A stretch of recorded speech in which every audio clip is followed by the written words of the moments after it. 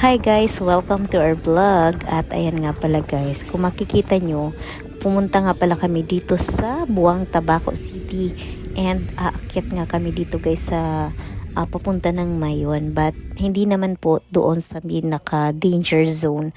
So ayan, nagpaalam kami dito guys sa checkpoint na kung pwedeng pumasok. But hinarang kami at sabi ay dapat daw may face mask. So importante kasi guys yung pupuntahan namin, and buti na lang at pinapasok naman kami. So kung makikita nyo guys, ayan, medyo wala nang masyadong maraming tao dito. Dahil nga yung iba, karamihan ng mga nakatira dito ay bumaba na sila at pumunta na ng evacuation center. So ayan, sinubukan pa rin namin na umakyat para makita din namin yung ibang sitwasyon dito. At ayan guys, dito na kami bumaba. So ayan, makikita nyo na medyo makulimlim, or yung kalangitan dito guys ay makikita nyo yung parang usok and yung ibang mga area dito. At may nakita rin kami guys dito na mga pababa pa rin na mga mag-i-evacuate. So ayan guys, naglalakad sila, sobrang layo guys ng mga nilalakad nila.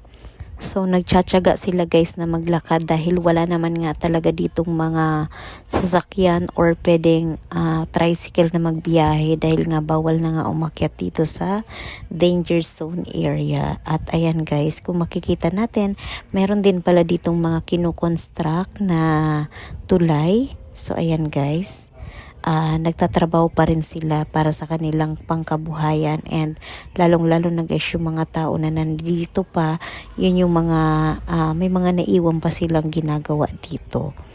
Then nung pagbaba namin guys ng sasakyan, nakikita namin na marami na palang ash falls na dumikit dito sa sasakyan. So ayan guys, namumuti sila. So kaya sa mga pupunta dito guys, kailangan talaga nakapag face mask kayo, and delikado na rin talaga. At ayan nga pala guys, yung covered court ng Buang Tabaco City. Nandito guys yung mga nag-evacuate.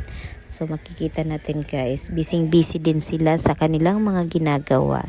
So at ayan, lagi lang tayo guys mag-iingat and magdarasal. So yun lang guys for today's video. Thank you!